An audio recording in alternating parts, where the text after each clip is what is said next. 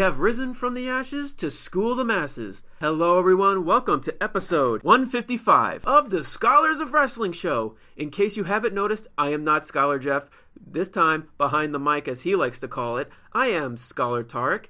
And you're probably wondering, where is Scholar Jeff? Actually, where's Scholar Brian for that matter? Well, because the WWE Shake happened this week, I decided to shake things up myself here at the Scholars of Wrestling. I like to call it a Scholar Shake-Up. Oh, oh, hey, hey. Instead, I brought in a very special guest and a very dear friend of mine, Dave Castaldo from Open Mic Wrestling Night. Hello, sir. Hello, sir. How are you? Well, I'm actually doing pretty well.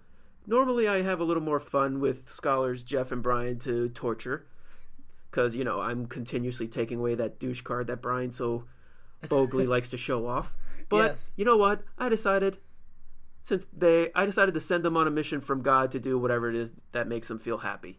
And it is Easter coming up, so that is quite the mission indeed. Indeed it is.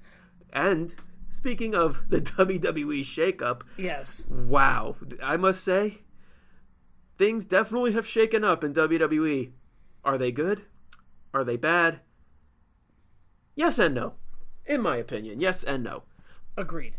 Well, since there's really no backstage news to get into, let's just get right into it with a little Raw versus SmackDown Live. Diggity dog. Shake up! Because, you know, this is the Shake Up edition. And I guess we better start off with the Raw side. Yes. With the biggest, well, I wouldn't really say the biggest shocker. I'm actually kind of surprised they actually moved to Raw with The Miz and Maurice opening Raw, of course, pretending to be John Cena and Nikki Bella. I think the best part was that Cena and Miz and Maurice actually fooled everybody for a little while. People actually did believe it was Cena. And they bought it until Miz started talking. Like, that's the worst part. There were some people. They even showed a couple of shots of the kids reacting to doing the "you can't see me" motion. I was like, yeah, you kids are silly. John Cena shrank, and he lost all those muscles. Well, that's what happens when 2 weeks off of steroids does to you. Oh. Just kidding. No, but... And that's what happens when you decide to propose to a piece of trash like Nikki Bella. Just, you deflate your manliness, because, you know... Not for nothing, John can do better. I'm sorry, I think Nikki Bella's trash. But not for nothing, Maurice's impersonation of Nikki Bella is pretty awesome. Well, yeah, because she fits on perfectly. She can't speak on the microphone and just goes, John! Even the facial expressions are pretty funny. Just sort of like... Here's the question, though. Yes. With The Miz and Maurice losing at WrestleMania, do you think they would have benefited from this more if they won, with them pretending to be John Cena and Nikki Bella? And I feel like it's because they lost, it's kind of be like, now they're just pretending to be winners, the fact that they're the losers. I feel like if they were the winners, they would be more justified to continuously make fun of them. I think it's still hilarious either way. I have no problem with it. I mean, I think they're done with it now that Ambrose came out and did his whole promo and everything. Spoiler alert. That he came out and did his thing like, oh, you know what, you guys, I'm so happy for you. And that was kind of a double standard too, which the backstage news you could have gotten to is that it is official that Dean Ambrose and Renee Young are now married. Touche. But it's kind of funny it was just announced today, really, that it was like they secretly got married.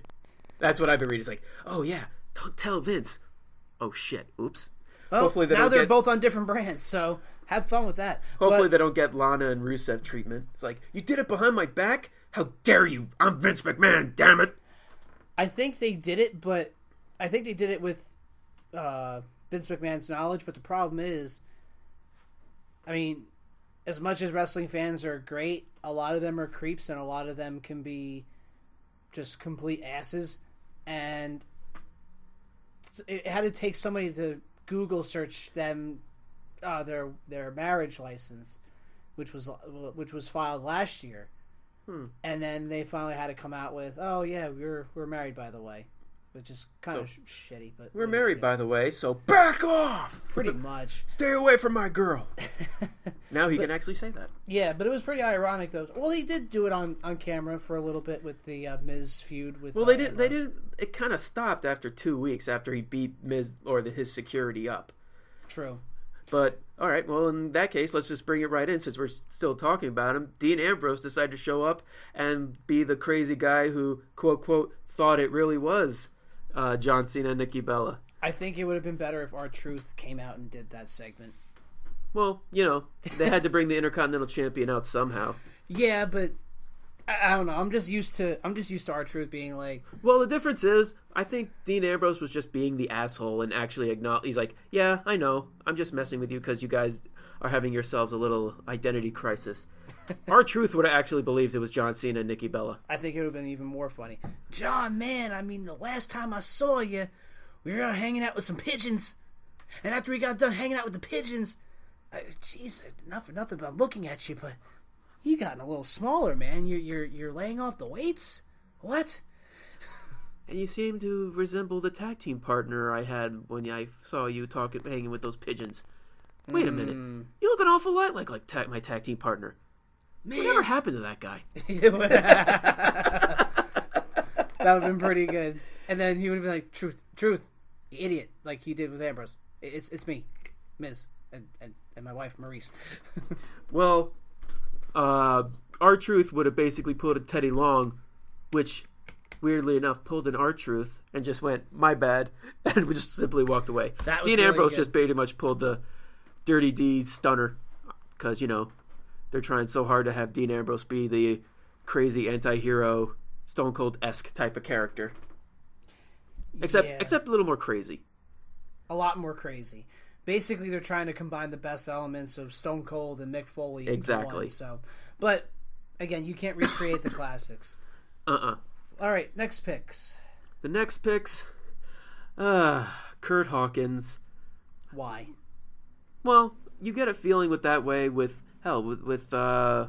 specific name that will probably be brought up when we talk about SmackDown. But I just feel so bad for Kurt Hawkins now. I actually thought he was going to team up with Mojo Rawley and Zack Ryder when he comes back to create a actual stable of the Hype Bros.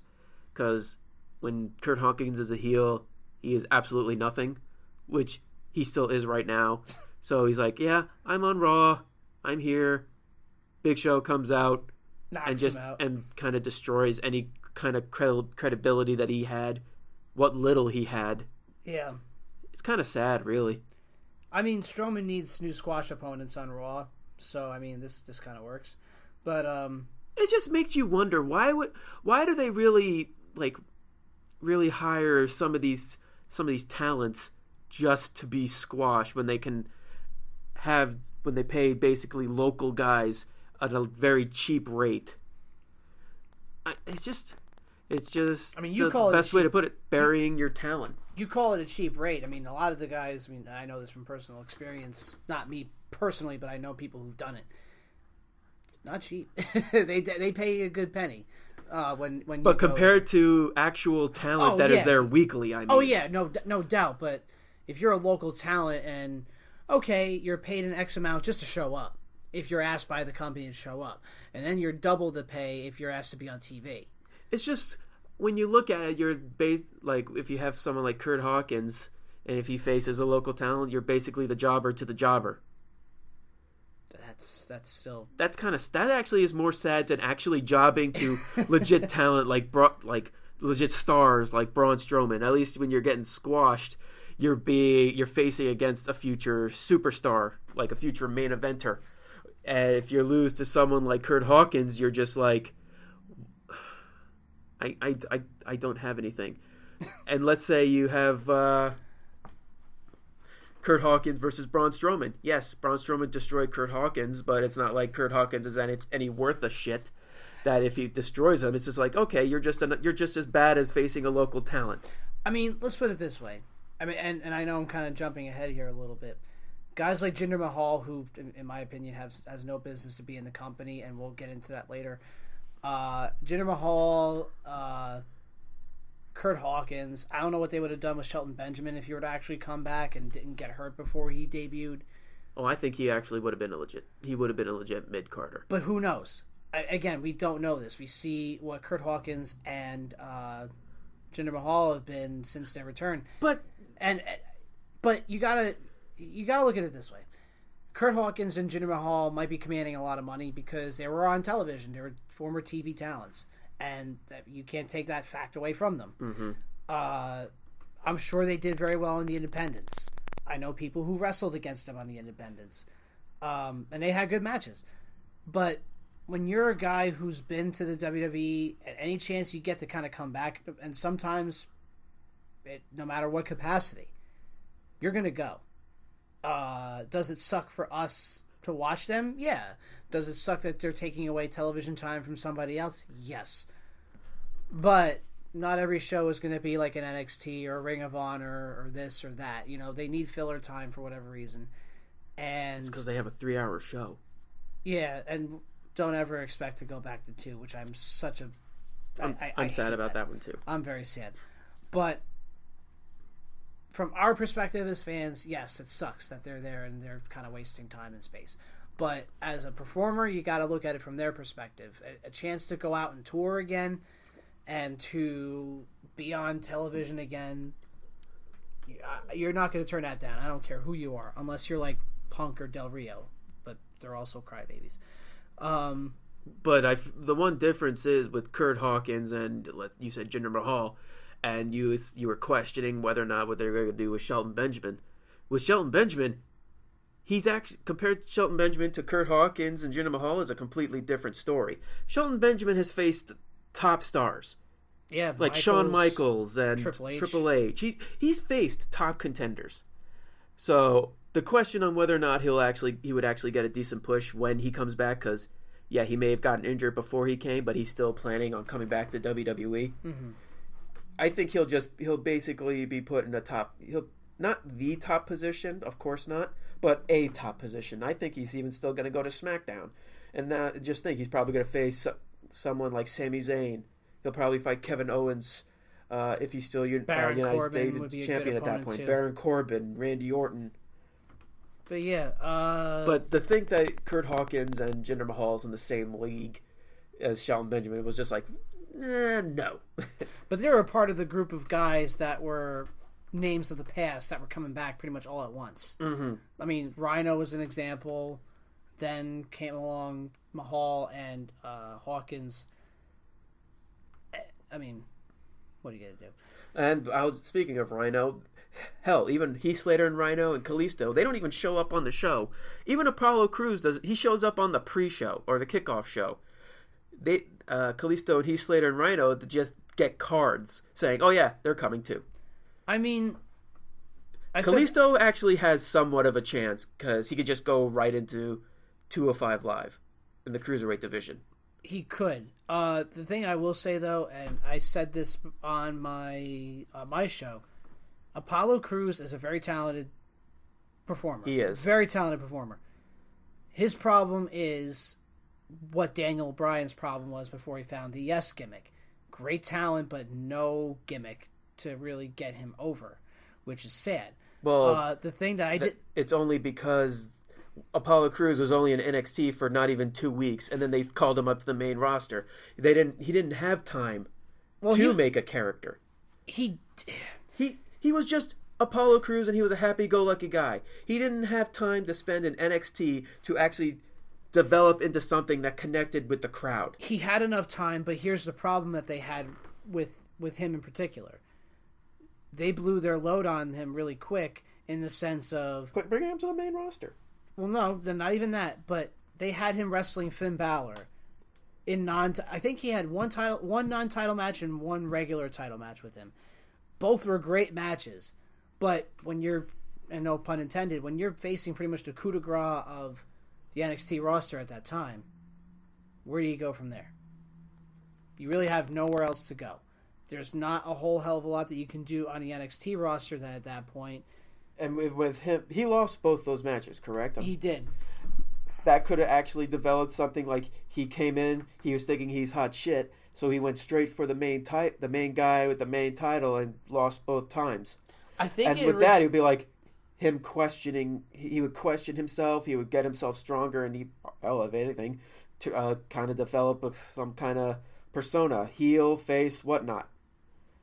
He needed more time in NXT. His time in NXT would have helped him develop into something, not just, "Hi, I'm Apollo Crews, and I like to smile big. I like everything. I'm very positive on life. Who are you people? Who am I? Who are you?" He has a very bright smile. He does have a very bright smile. It's very infectious. He was just, in my opinion, called up way before he had a chance to develop into anything. At that point, he was just a name. Agreed. He was just, he was pretty much The Rock when he debuted. Rocky Maivia, the happy-go-lucky babyface that had little to no character, and that the fans aren't into that. I can imagine him being an honorary member of well, you can't do that now because the New Day are over on SmackDown, but he could have been an honorary member of the New Day. But either way, that's neither here or there. He's on Raw, and he'll do whatever. Kalisto, he could be inserted right away into the Cruiserweight division. I agree. And here's the one thing I got kind of pissed off at with Raw's acquisitions of these talents. They teased former tag team champions, which Heath Slater and Rhino were the first SmackDown Live tag team champions. But I'm expecting like DIY or something from NXT to come up. And what NXT call-up did they bring on that Raw? The Drifter. Who gives a rat's ass? He is awful. There is nothing appealing about him. I don't even think he's going to wrestle for the next month. He'll just show up on random Raws. He has a good look, like a good presentation, but he is just awful in character, and he's so sloppy in the ring. It's so bad. I mean... Well, he's a big guy. And you know Vince McMahon, he loves big guys. Yes, he does. He does. When it actually comes to Heath Slater and Rhino, it just shows their lack of interest in the tag team division. I mean, other than the Hardys and Cesaro and Sheamus, which they're going with Payback, and poor Club, poor Gallows and Anderson. When they're teaming up with the Shining Stars, you know it's bad for them. By the way, I know you probably had watched SmackDown. I enjoyed Shining Stars a little bit. We'll save that for the SmackDown discussion. That was very enjoyable, and I couldn't believe that that's the same team that's been trying to sell you timeshares for the last several months. Well, hopefully when they're on SmackDown, that's their reset button. No more timeshare bullshit. Yeah. All right. Let's talk about the biggest surprise that came out of this shakeup.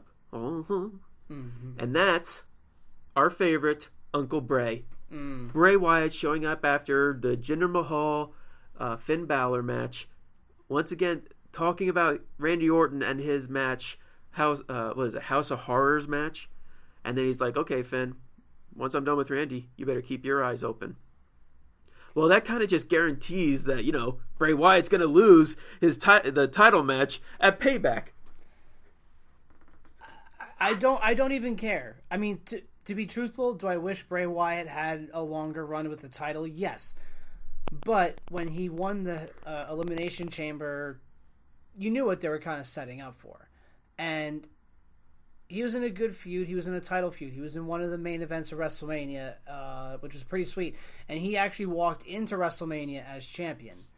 Not many people could say that they did that because you got guys like Hogan, Cena, and Triple H who pretty much walked in as champion almost every year at one point or another.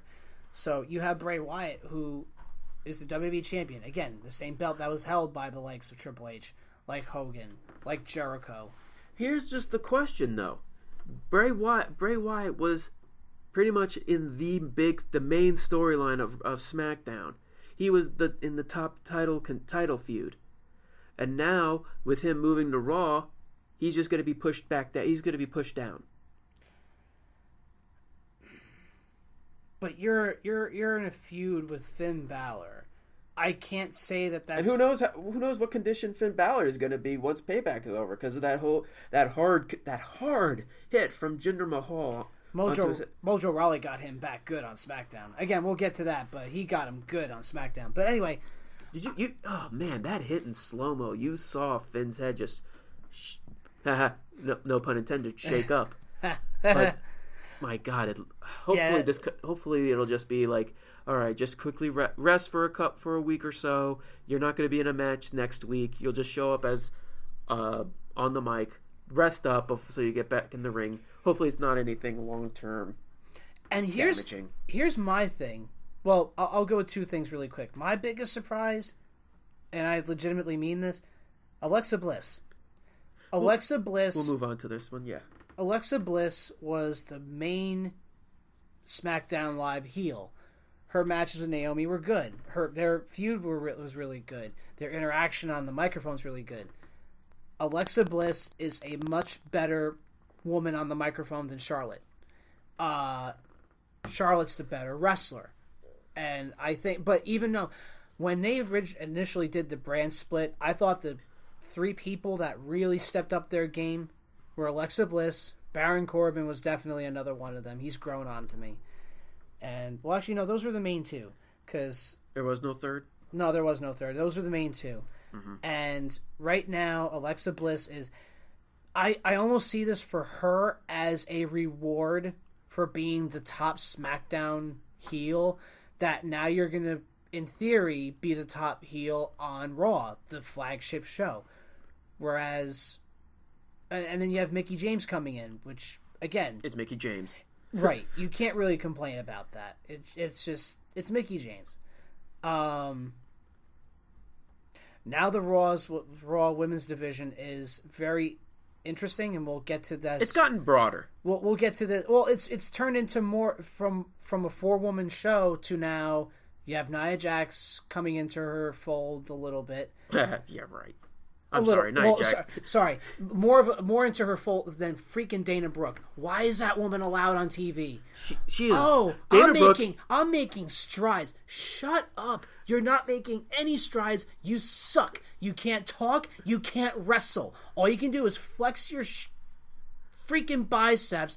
Okay, you're a bodybuilder. That is what you are. A non-charismatic bodybuilder. A blonde, non-charismatic bodybuilder. Go back to doing that. Leave the wrestling to the wrestlers. You don't belong in the ring. You're going to get somebody hurt. Go away. You suck. And okay. I thought Brian hated Dana Brooke. Oh, damn. No way. Hell, I hate Dana Brooke. No, that's just bad. But she really is a joke. That backstage segment that she did with Emma was the saddest thing I've ever seen. That was a joke. But and you also have Emma back, which she's a great talent. She, along with Paige, really... Well, sorry... I feel, and I'll forever say this, I feel the TNA women, back when Gail Kim and Victoria and Awesome Kong were doing their thing, they started the Women's Revolution. WWE's version of the Women's Revolution came around when Paige and Emma were having their series of matches over in NXT. And Summer Rae, too. People forget that she was really good over in NXT. She was a very talented wrestler. But you have Emma here, you have Nia Jax, yeah. Alexa Bliss. I question Mickie James. She has more of a presence now. She has a presence. She's still not good in the ring. Oh no! Well, she dropped Charlotte on her goddamn head. Yes, but to that defense, and this is also a fault of Bayley and Charlotte's too. Or sorry, Bayley and Sasha. Again, another part of our Raw's women's division. The longer their matches go, the sloppier it gets. And unfortunately, that's from all of them. But they're also so used to working such long matches in NXT that, like, okay, they'll have their good moments, but as far as match structure from beginning to end, the longer it goes, the quicker it does fall apart. And I think this is a different change of pace that the Raw's women's division needed. Not only add new members, but just fresh faces. Again, it was a 4-woman race for a long time. And that's what hurt the Raw Women's Division. It reached the point where I didn't care what was going on with the Raw Women's Division. Right. Because it was either Nia Jax and Bayley, Sasha and Charlotte and Bayley, Sasha and Nia. That was the whole thing. because Dana Brooke was nothing more than the lackey who failed at her job because she is the worst. She is just terrible. She is the worst. And Alicia Fox was wasting her time with 205 Live. She's pretty much in the cruiserweight division. She'll be the next Medusa. But Medusa actually had talent. Actually, I can't say that. Alicia Fox was a really good wrestler when she was given the chance. I was never... I didn't think she was that great. And her... Better than the Bellas. Okay, I will give you that. I will give you that. You threw the Bellas card, and then you know what? I fold. I agree. I agree. I can't stand the Bellas. I will never stand the Bellas. Fuck Nikki Bella. Royal Flush. Jesus Christ. I hate you so much. And before we move on to SmackDown, we'll just talk about the big story that happened that's outside of the shakeup, and that's the awesomeness of Braun Strowman completely destroying Roman Reigns. Oh, man. Whatever WWE was trying to go for in that segment blew up in their face, because I understand what they were trying to do. It's them trying to gain sympathy for Roman by him getting completely destroyed, and they're taking him off TV for a while so the heat can die down that he was the man who retired the Undertaker. But there's a problem. Roman Reigns was hated long before he retired the Undertaker. Adding the retirement of the Undertaker made things worse for him. He'll come back to even bigger boos because he got destroyed by Braun Strowman, and the crowd was loving it. And this is the Boston crowd. Yeah, that was Boston. Or Long Island. It was Boston. It was that area. Yeah, I mean... Yeah, yeah, it was the Boston crowd. But it's hilarious because Braun Strowman, I think even Philadelphia where the Royal Rumble was that he won, that was stupid. You had him winning in one of the more hostile wrestling environments ever. A lot of the smart wrestling fans come out for WrestleMania and Royal Rumble. Like, those are the main two pay-per-views they come out to. I would add SummerSlam to that. Agreed. Okay. You got me on that. But you have Roman Reigns and does WWE not watch these videos online, like of YouTube, like where the fans like are videotaping themselves, like, all right, who's number 30? Oh my God, Samoa Joe. Really, Roman Reigns? Like, everybody. I bet they are watching it. They just don't care because they put so much time and effort in Roman Reigns that it's too late in their eyes. I don't think it's too late. In their eyes, it is. I don't think so. We don't think so. In their eyes, yes, I agree with you. But here's the other problem. Again, you're only going to create more heat for Roman because now he's going to come back stronger than ever and then defeat Braun Strowman, which is really stupid. Then people will get pissed and be like, well, then why did you have him retire The Undertaker? I don't know if you guys discussed it on your show, but Undertaker was at that point in his career that he can choose pretty much. He can pick and choose whomever he wants to fight against and then win or lose against to. Does anybody not realize that? And I think I talked to you about this on... well, no, I didn't talk to you about this. Roman Reigns is a relative of Yokozuna. Yes. Who was one of Undertaker's best friends in the business. Don't you think that there was like honoring his relative's memory and his friend's memory by having a Samoan retire him? You know what I mean? Like, and people like Bruce Pritchard and X-Pac, and I said this on my show, that they're saying, oh, Taker's got more left in him. No, he doesn't. Not after that match, and the fact that I'm saying no, he's not, and I am a hardcore Undertaker fan. You know this. Yes. All of our friends know this. Yes. Like I would say it now. I'll say it every time. The day I meet Undertaker, I'm going to cry like a little girl and give him a hug. I don't care if he judges me. I will just because it will be my dream. I want to give the dead man a hug and basically thank him for making me the wrestling fan I am today. Right. And it takes me saying this after seeing how he was in the Rumble and how he was at WrestleMania. This is it. Yeah, no, WrestleMania he struggled. I mean, it was hard, but he gave us he needed surgery. Yes, and he still does. And I think he had it. No, not yet. I read that he did have a successful surgery. Oh, really? Then I'm out of the loop. By the way, let me add one more thing here before we go to SmackDown. Let's talk about the announcer switch. Why those two? Why couldn't they have switched JBL over to Raw with Michael Cole, where those two have chemistry? Why couldn't they have switched over Corey Graves over to SmackDown with Tom Phillips, where they have an obvious chemistry from working NXT for so long. Like, they made the wrong switch. And from what I'm reading, Otunga's not even going to be on Raw for the next 6 weeks because he's doing something else. Honestly, Otunga never should have been an announcer, period. Agreed. He is awful. Not just awful, he is monotone. He's a robot. I'd rather have Percy Watson, and I'm not a fan of his either, but I'd rather have him be the third guy. And by the way, and I'm sure you've discussed this before, can they just get over the fact that the 3-man commentary team it sucks, it's awful? Why can't you just have 2 people? Like, again, Graves and Phillips did it in NXT, and that worked out just fine. Like, really? You don't need the extra person. I have no complaints, really. Once it reached 4 for SmackDown, that was the problem. Yeah, but that was protecting themselves for what eventually wound up becoming is Morrow left. I mean, controversy aside, he's always admitted to having his battle with bipolar disorder and depression. Yeah. That was an insurance policy for the WWE and themselves to protect if and when in the event he goes AWOL, which he eventually did. It's Tom such Phillips a sad there. story. It is, but Tom Phillips is awesome. I actually think he's doing a phenomenal job. Did you see the stat on WWE's? I don't know if it was on Twitter or whatever. There have been 5 guys who have been the main commentators. Yes, I have seen WrestleMania. This.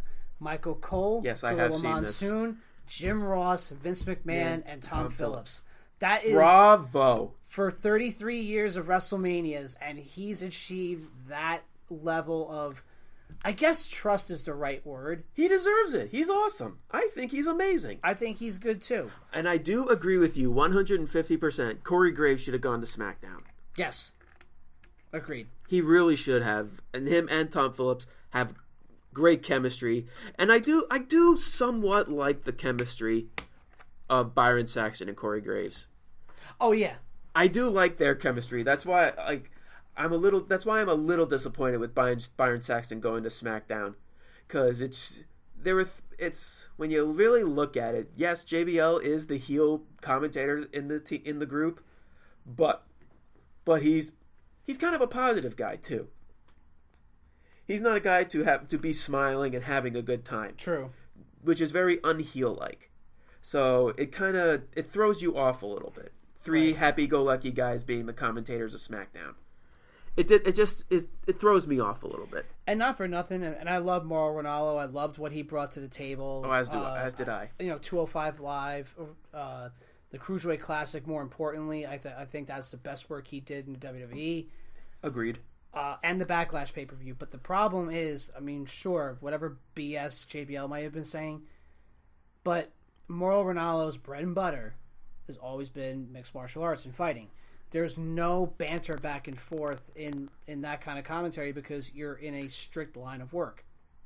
I don't think he, as Ranallo, could have separated himself from that because he's so used to mixed martial arts and this, that. But, my God, now you have Tom Phillips, who's been brought up in the WWE system and the sports entertainment system, and he can go back and forth if he really wanted to. So, I don't know. I feel bad for him, but to be very truthful, in the way that if WWE wants to go ahead in the future, because who knows, even before all the BS that happened with Ranallo, if he was even going to resign. His contract was done in August. Mm-hmm. Phillips was the insurance policy, and he's come through in flying colors. Agreed. All right, let's move on to SmackDown. We're talking about Tom Phillips. Mm-hmm. The man who opened the show, the big trade that is pretty much what they're going for this shakeup. Mm-hmm. We all saw coming because Dean Ambrose showed up on Raw. Kevin Owens is now on SmackDown, and now the Kevin Owens show. I actually want to see a Kevin Owens show as the old school SmackDown logo.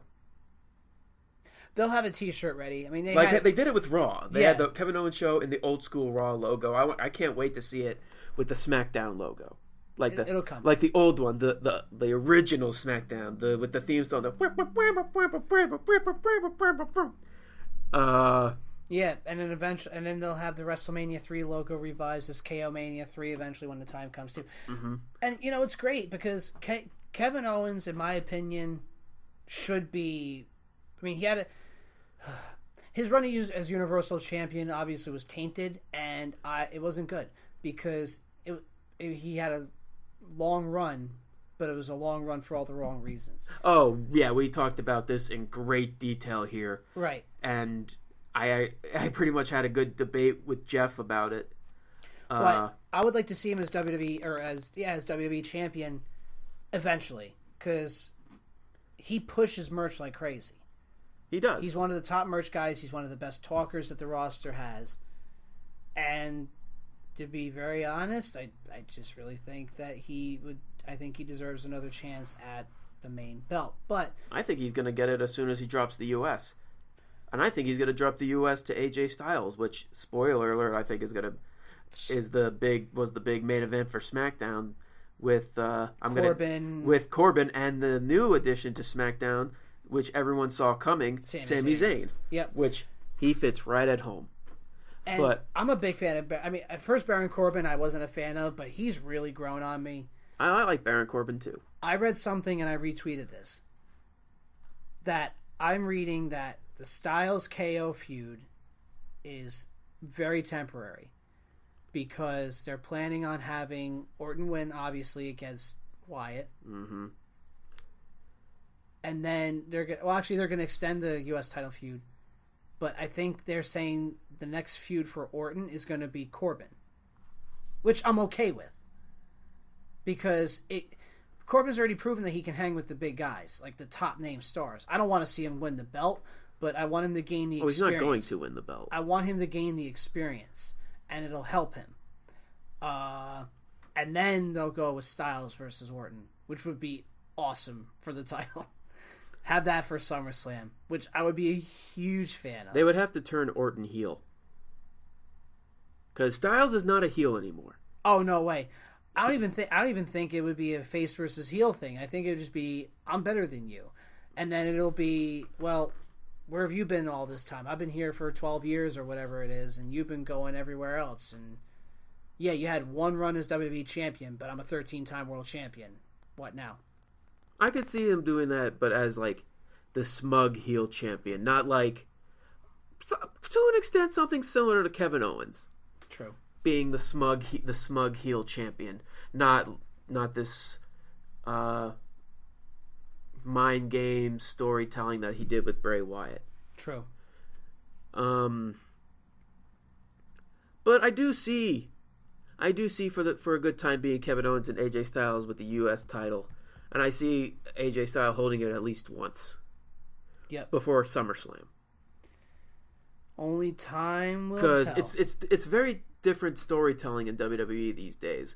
Because they basically book more short term than long term is what they did in the past. But so everything is now at a super fast pace. So I could see them doing that for a short time. I disagree because I think the longest feud going right now, obviously in WWE, is Orton and Bray Wyatt. That has spanned forever. Like, it's a long feud, but it's kept our interest because, like, in the back of your mind, you know that something's got to be up because Orton is the Viper, the main predator, the apex predator of WWE. And then now he's struck, he won the gold, and now they're still continuing their feud. Whether and it ends at Payback. Whether it's stale or not, yeah, that's stupid. Having cross-promoting matches at a Payback. Where would you rather have done the shake-up before, like a SummerSlam, and then have everybody wrestle then because they're already wrestling on the SummerSlam card anyway? But anyway, and even look at Sami Zayn and Kevin Owens. When Zayn came out and cut Owens off, you know that their feud's still going on. Oh, their feud's been going on the longest. I think maybe Seth Rollins and Triple H may have taken, when it comes to the main event storytelling. Now that's like a 3-year. That's feud. The longest going feud right now, and it's well, Triple H and Seth may be over, but when Stephanie comes back, you know that somehow it's going to keep going, and I cannot wait to see Stephanie interact with Kurt Angle. Just looking back in their history. I'm so happy that Kurt Angle's general manager. Oh, so am I. But we're on SmackDown. Let's keep going. Yep, go ahead. You may be happy to see the Shining Stars show up, but I was kind of disappointed. As we said it earlier, they attacked American Alpha, and they actually looked like a tag team. They actually not just looked a tag team; they looked like quote quote Shining Stars. Hopefully, they'll cut the whole timeshare angle and actually be legit stars, at least legit competition, because the SmackDown division of the tag team division of SmackDown was definitely needed something. I hoped DIY actually showed up on SmackDown, because really all they have is the Usos and American Alpha. Yeah, Usos, American Alpha. The Vaudevillains are no longer anymore tag team anymore because Scotch got let go. Mm-hmm. The Ascension, they're not doing anything with the Ascension. Who cares? But I think a team like the DIY would have really shaken things up, like how the Revival came over from NXT. I thought they're both, since both of them lost at TakeOver, that they were just moving up to the main roster, because that's usually the story with NXT. But now I'm gonna just throw this in because they didn't have anything special with them on the show. They just had a card. The New Day are gonna show up on SmackDown. I'm okay with that. Oh, I'm okay with that too. It's just, I guess they're just going because they're waiting for Kofi to come back before they can do anything. Yes, and and like you said, the SmackDown Tag Division really needs a shake-up. If DIY isn't going to come in, or anybody else for that matter, you need a team like the New Day, who are the longest-reigning tag champs in all of WWE history. What else are they going to do on Raw? Nothing.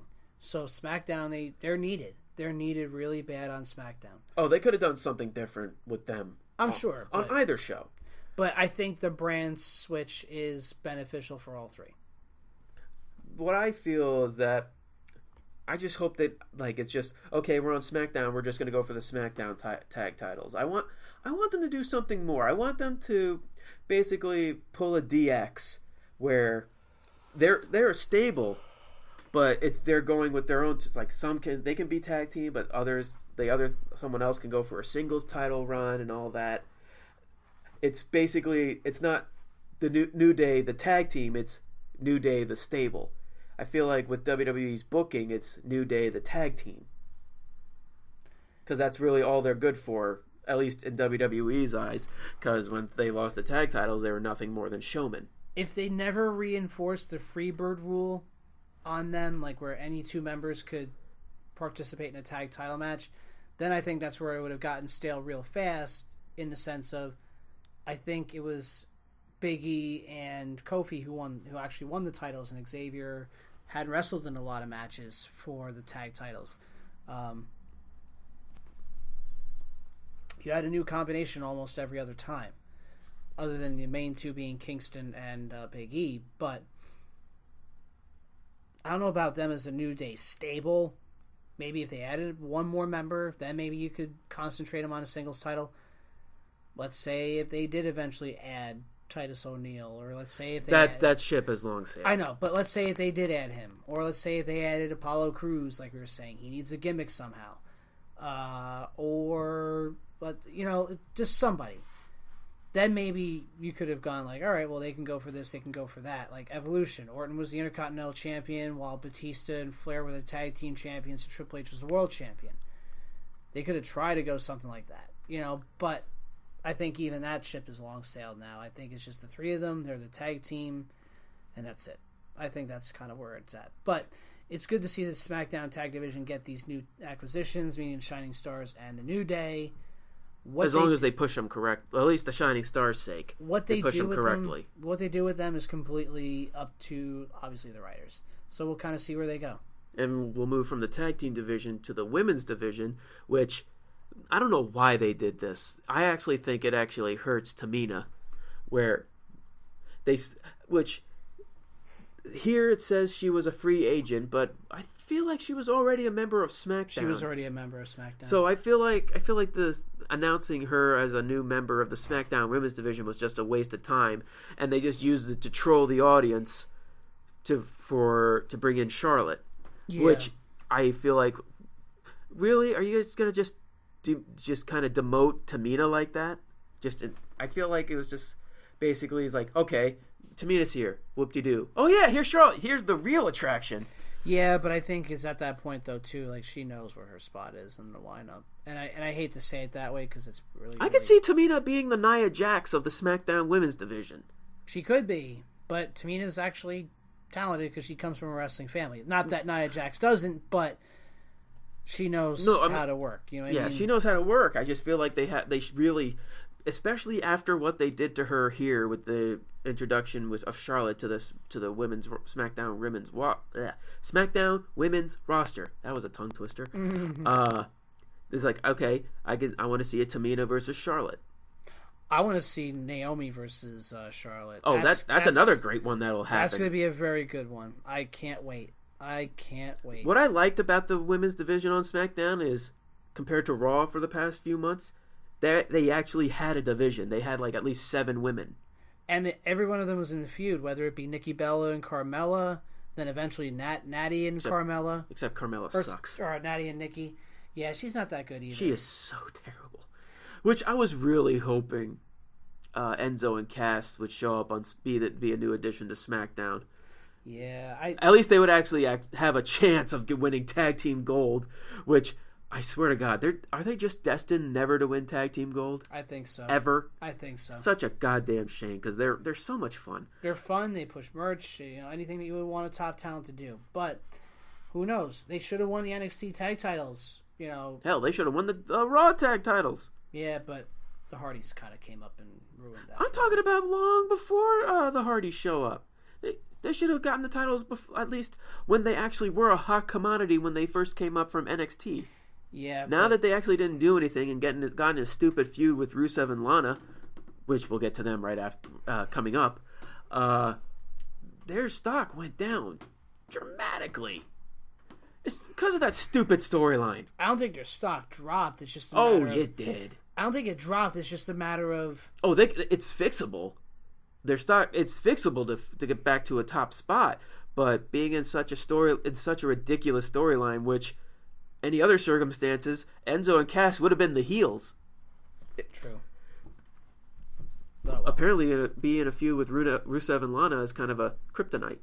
And speaking of which, Rusev, because of his injury, got only a card, understandably so.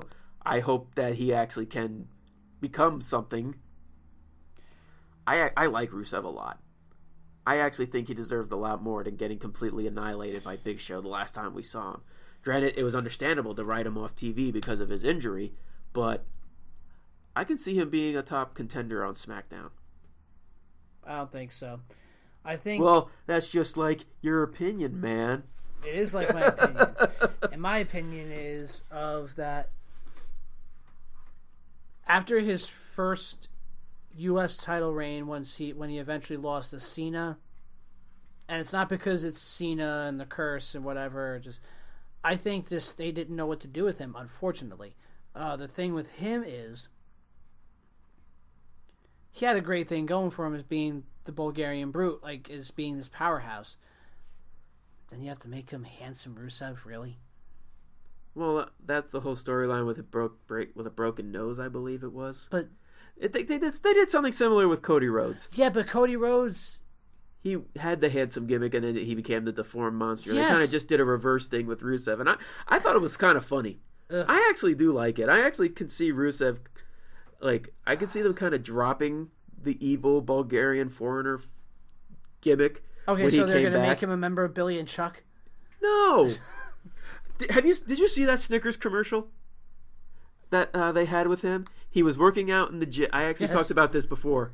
He was working out in the gym, and then some country song came in, and he danced like a complete idiot. And I was like, okay, the man has charisma. He does. If they dropped the evil foreigner gimmick and actually gave him some kind of charismatic character, he will go places. And he's a really good star in the ring. We'll see. And I think he has the potential. And as a side note, those Snickers commercials all around are just awesome. Bailey's, I think, is my favorite. Which one was Bailey's? The one where she's throwing stuff at the producer, like, "Are you hugging kidding me? This is hugging unacceptable." Like, every F-bomb was hug. That's funny. No, I haven't seen that one. Oh, you have to. The most recent one, I know they stopped it once WrestleMania ended, but the one I saw... No, they still have them. Really? Yeah. The last one I saw was James Ellsworth trying to work out in the gym, and he looked like a complete joke. Ric Flair comes in and gives him the Snickers, and he turned it back into Charlotte. Yeah. I was like, James Ellsworth, you're so pathetic. And then there was one with Michael Cole. It was the same one with Michael Cole in there. Oh, my God. Wasn't he trying to, like, kick up or something? Something like that. Oh, we'll watch it later. Yeah, I'm just pulling it out for later. It's also weird considering with Lana and Rusev are kind of being separate. They're both being booked, like, the return is being booked separately. Yep. Lana's doing this, people calling it a stripper gimmick, because she was dancing all sexy like on a chair. Lana is coming to SmackDown. God, that woman is gorgeous. She is fantastic. That lucky man. And speaking of gorgeous, I mean,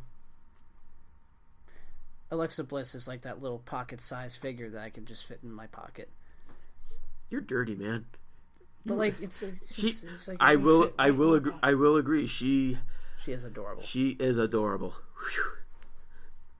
And really, that's really it. Other than never mind. There are two that were put in that we didn't bring up. The joke that is Jinder Mahal after getting completely destroyed by Mojo Rawley. Ugh. I don't see how you can come back from that. And Sin Cara. Why'd you bring Sin Cara to SmackDown? He could have just reunited with Kalisto if they didn't have him go into the Cruiserweight division and just brought back the Lucha Dragons. At least with those two together, they actually were something. They were, and they were a good tag team. They were a very good tag team. But now they're not. Well, because they're on separate shows, and they're terrible. And they're making sure they're staying on separate shows. Yep. What's Sin Cara gonna do? Nothing. Jobber. All right, now that we talked about all the people that were traded from Raw to SmackDown, SmackDown to Raw, right? Here's the $1 million question: which show actually got the benefit of these trades? SmackDown. You think so? I thought Raw at first, but then the more I think about it, you have the New Day, you have Charlotte, you have KO and Zayn, which hopefully he reinvents himself. Zayn? Yeah. And then you have the potential of Rusev and all of that. I mean, plus you have Nakamura on the show, who's feuding with Dolph Ziggler, which is awesome. That's going to be a great match. You have AJ Styles on the same show. I mean, hopefully this feud with Nakamura will help reinvent the heel Dolph Ziggler, because feuding with Apollo Crews and Kalisto did so much for your heel turn. But both shows are loaded. Like, both shows are very top heavy and loaded. You have Rollins on Raw with Balor, with Roman, with Dean Ambrose now, former multiple time WWE champ, or was he a multiple time WWE champion? No, he was only once. Once or twice? Once. Okay, so he was a former champion. He's a former WWE champion. Rollins is a former champion. Roman Reigns is a former champion. Finn Balor is a former Universal champion, even if it was for a day, and NXT champion. And then let's look at the heel side on that one. We got Bray Wyatt, Strowman. Wow, is that really it? And Bray Wyatt is also a former WWE champion right now. But I'm like, do they actually have good, legit heels? But this is where they can start building them up. You know what I mean? I don't know. You have 3 hours to fill. Yeah, Miz is probably the best heel that they got, other than Bray Wyatt. Because I'm trying to think. That was the third person I was thinking of. Miz did the best work, some of the best work of his career since the brand split. Absolutely. But yeah, no, I think it. I don't know. I think it would have benefited a lot more if he actually beat John Cena at WrestleMania. I digress. We disagree with that, but we'll leave it at that. You may disagree with that, but I know the truth. It's my show. I know the truth. I was going to say, it's your show. It's your show. Everything that's said on your show is the truth. Whereas if it was my show... It still would have been the truth. No, it wouldn't have been. My truth would have... Brian's not here. I got to throw that douche card in somewhere. Dick. I really can't choose which one, because with us talking about this, you're absolutely right. Now, when it comes, my biggest complaint with SmackDown to Raw during the first line of the draft, Raw had definitely had the more stacked, the bigger names and all that, and SmackDown, as Shane McMahon put it, was the land of opportunity, and people got good big storylines and become main event stars that they deserved. Corbin, and Miz. Wyatt. Yeah. That Elimination Chamber match is still one of my favorite matches. Oh, mine too. Long time. That was a great match. Post draft, absolutely. Hell yeah. And now with these trades and us talking about the potential they all have, they're actually more even when it comes to the roster. Raw may have a little more, understandably so, because it's a 3-hour show. And it's the flagship show. I stick a middle finger to that claim because SmackDown's still better. I can't wait to see how they change things up with this show. Is SmackDown still going to remain my favorite show? Is Raw going to get slightly better? I still wish Cesaro went on SmackDown, but again, I digress. I kind of like what they're doing with their tag team. I love what they're doing with their tag. They're actually becoming a tag team. But hey, I may be in the minority here, but I still loved when Sheamus cashed in the Money in the Bank contract. I loved it. But like I said, I digress. But once again, SmackDown's the land of opportunity. Cesaro does deserve that opportunity. Once again, it's me going off on Cesaro because he's my man crush and I got a huge boner for him. You got a huge boner for him and his pepperoni nipples. I love his pepperoni nipples. Yes. Salty and delicious. You brought that upon yourself, bringing up his nipples.